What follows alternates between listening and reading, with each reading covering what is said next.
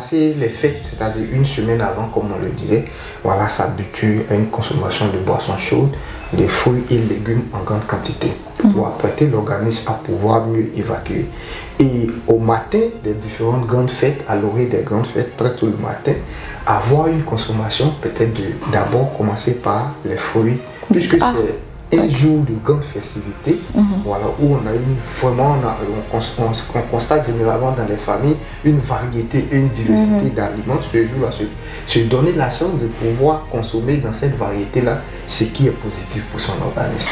Les fêtes de Nouvel An riment bien souvent avec abondance de nourriture trop riche, trop sucrée, trop abondante.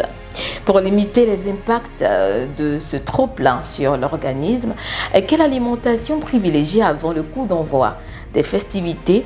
Comment anticiper au mieux physiquement avec la grande dégustation ou avant la grande dégustation? Alimentation, astuces et j'en passe. Découvrez comment préparer votre corps au repas des fêtes de Nouvel An. Bienvenue si vous êtes avec nous.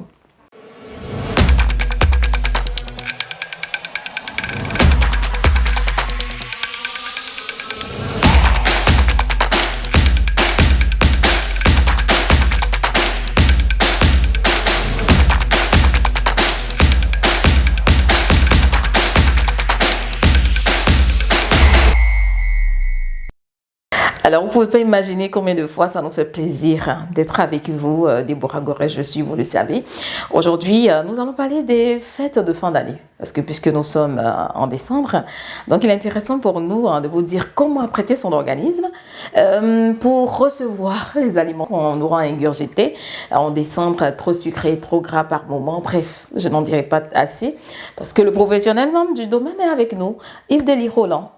Comment tu vas? Oui, ça va bien. C'est un plaisir. Hein? C'est un plaisir. Alors, quand on veut parler de nutrition, on est tout attentif parce que avec toi, il y a tellement de choses qu'on découvre. Effectivement. Alors, lorsqu'on parle de comment apprêter son organisme, en même temps, on se dit, c'est comme si mon organisme est prêt, je peux manger tout ce que je veux pendant les fêtes, du gras, du sucré et puis tout ce qui est nourriture, je peux tout ingurgiter.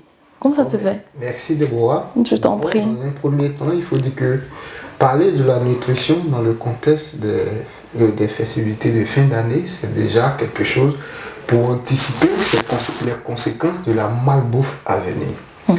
Donc, dans un premier temps, il faut comprendre qu'il n'y a pas de recette miracle pour pouvoir apprêter au mieux l'organisme. Le secret professionnel, le secret nutritionnel le plus adapté, c'est d'abord mettre en tête de consommer des aliments sains et équilibrés, variés et puis manger normalement dans un premier temps.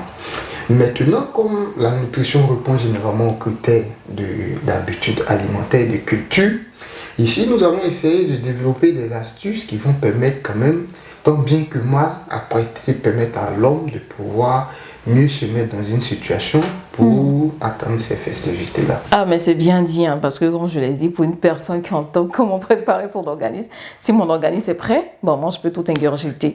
Mais quels sont ces aliments-là qui vont nous permettre de mieux préparer l'organisme à recevoir des aliments un peu plus gras? D'accord. Il faut tout de suite parler des aliments, ceux qui sont les plus riches en composés phénoliques. Et ça veut dire? Je vais citer déjà un premier. Il faut d'abord déjà une semaine avant les grandes festivités de fin d'année, s'habitue à une consommation de thé. Le thé, le soir. Le thé, il y a plusieurs types de thé, un thé vert. Et nous, on consomme plus le thé vert. D'accord. Voilà, le thé noir, généralement, c'est lorsqu'il doit répondre à un souci thérapeutique. Mais le thé vert, et généralement, nous avons des infusions que nous avons chez nous qui constituent de très bons thés. On n'est pas obligé forcément d'aller acheter les thés de marque, mais on a des feuilles de façon locale sur nos marchés qui constituent de très bons thés. D'accord. Voilà. Généralement, il y a des noms entre guillemets que pour ne pas faire de publicité, mais il y a les gens appellent généralement le souban. Les Malinqués ils l'utilisent généralement, mais c'est une plante multiflora. Une plante multiflora vraiment très riche en antioxydants qui permettrait à l'organisme de pouvoir mieux s'adapter, mieux s'apprêter pour attendre les grandes bouffes. D'accord. Donc, à part le thé, il y a d'autres aliments? À part le thé, je voulais tout de suite inviter tout le monde à la consommation, c'est-à-dire dans une période, c'est-à-dire je vais parler d'un laps de une semaine, une consommation de légumes et de fruits. Ok. C'est-à-dire maximiser le thé, qui est une boisson chaude qui va permettre à l'organisme de pouvoir de détoxifier l'organisme et apprêter mieux le corps à la réception. Et une deuxième fois, d'apporter les légumes et les fruits qui vont aussi apporter des micronutriments qui vont permettre à l'organisme encore de mieux se positionner. Et ajouter le fait que peu importe la préparation qu'on va se donner, quand même il faut manger avec modération, c'est-à-dire manger, Ouais. voilà, c'est-à-dire exagérer, forcément aura des conséquences. Cette détoxification qui va permettre à l'organisme de mieux s'adapter de façon scientifique et généralement pour ceux qui ont un temps de latence un peu plus long, peut se situer dans un délai de 2 semaines. Mais de façon pour le grand public, on pourrait dire de façon rapide, déjà une semaine, commencer à mieux s'apprêter dans une consommation. Voilà, le thé, généralement les feuilles de menthe. Moi, j'aime plus parler des éléments locaux. Mais au-delà, quand même, il y a des thés, comme vous l'avez dit, le thé vert, le thé noir, qui sont voilà, généralement des boissons chaudes qui sont importées. Mais on a des feuilles aussi de façon locale qui pourraient bien jouer ce rôle. C'est-à-dire que si je commence la préparation 3 jours avant les festivités, il n'y aurait pas proprement d'effet. Bon, on va apprêter l'organisme, Ouais. mais il va pas, il n'est pas à son optimum. Ok. Il est apprêté, mais c'est comme il est apprêté à un niveau un peu minimal. Il n'est pas à son optimum pour pouvoir mieux nous permettre voilà, de mieux nous stabiliser. Et encore, ce qu'il faut voir, c'est pas seulement avant, il faut prévoir aussi dans l'esprit un après. Un après fait, voilà, qu'il faut encore psychologiquement aussi apprêter les gens. Voilà, pour attendre, parce que après les grandes consommations, c'est une certaine rupture d'habitude alimentaire.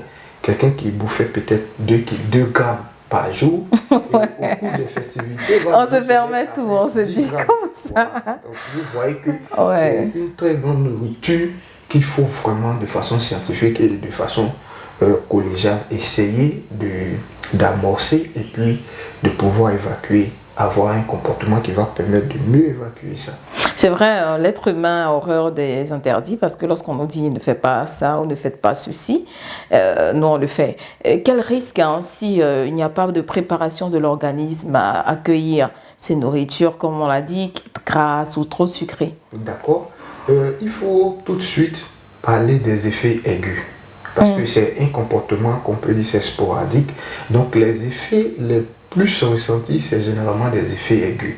Mais pour quelqu'un qui avait déjà un antécédent très peu élevé, ce comportement de façon sporadique d'une journée peut avoir des lésions, des conséquences qui vont peut-être perdurer. Je pense pour quelqu'un qui avait déjà, qui était déjà très à risque à la survenue du diabète.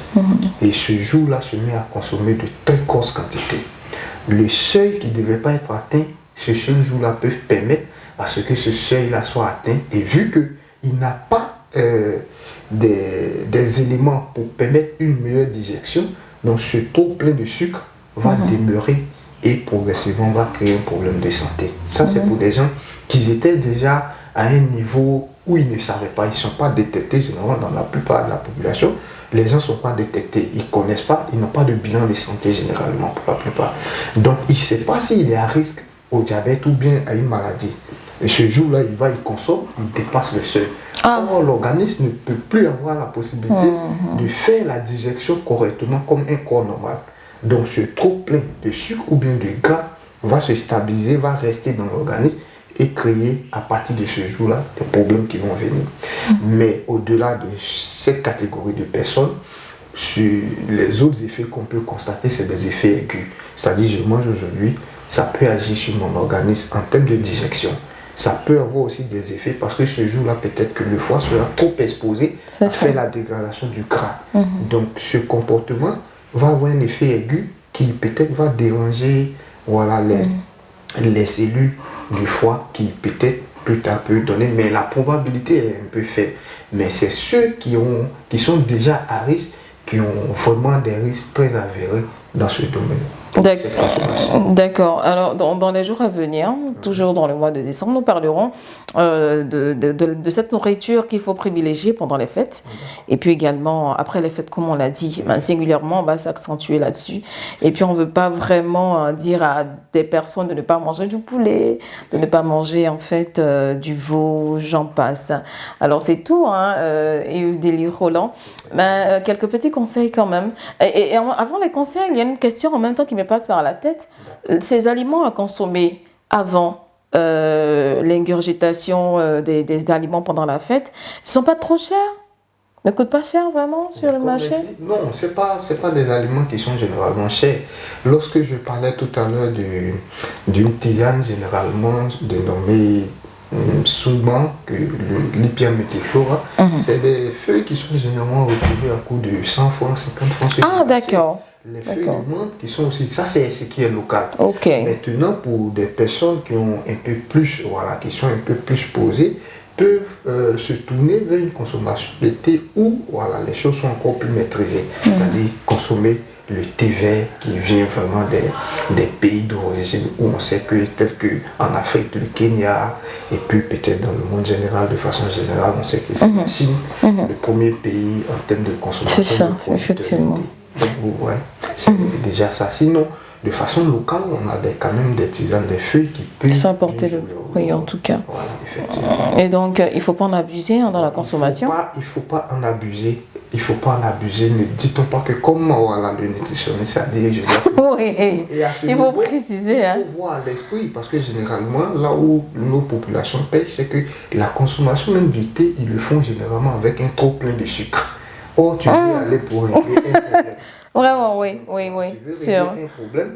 Et là encore, l'ignorance va faire qu'on va se donner, on va s'adonner à quelque chose. Mais on le boit sans sucre. Hein? Généralement, le meilleur thé se savoure sans le sucre. Sans le sucre. Ça permet de voir réellement. Il n'y a aucun goût. Le goût de la plante et puis de savourer vraiment. Voilà, la plante là. Quoi. Ah on dirait qu'il n'y a aucun goût s'il n'y a pas de sucre, pas du tout. Quand même, l'arôme reste naturel, c'est très bon.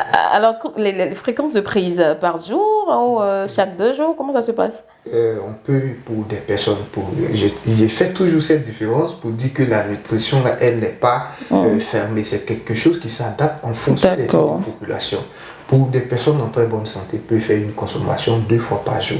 2 fois matin, ok. À mon réveil, je prends un petit thé avant d'aller au boulot, avant de vaquer mes activités. Et le soir, quand je viens, après toute consommation, avant de me coucher, je prends un thé. Généralement, cette consommation, c'est de façon normale, en termes de bonne nutrition. Les boissons chaudes au réveil le matin, les boissons chaudes avant de se coucher. Ça permet à l'organe de plus s'évacuer, de se débarrasser de plusieurs toxines. Donc, pour cette période-là, pour les personnes en bonne santé, peuvent continuer de prendre consommer 2 thés par jour sur un laps de 1 semaine.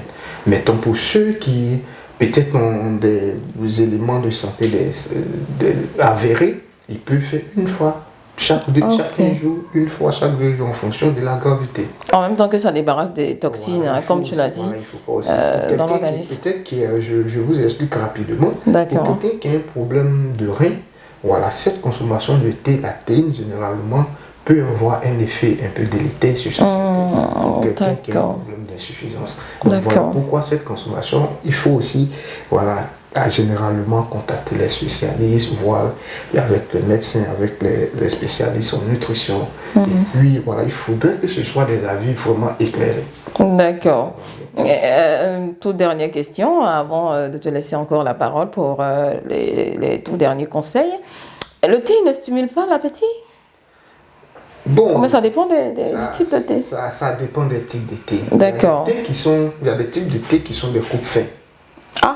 Il y a d'autres thés qui sont aussi faits pour permettre de creuser, comme on le dit dans le jargon, pour permettre de créer de stimuler l'appétit.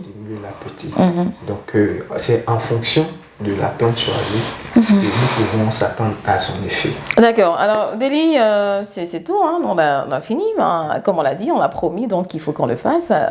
Tout dernier conseil avant de se laisser. D'accord, merci. Il faut dire qu'il n'y a pas, comme je disais, il n'y a pas de recette miracle.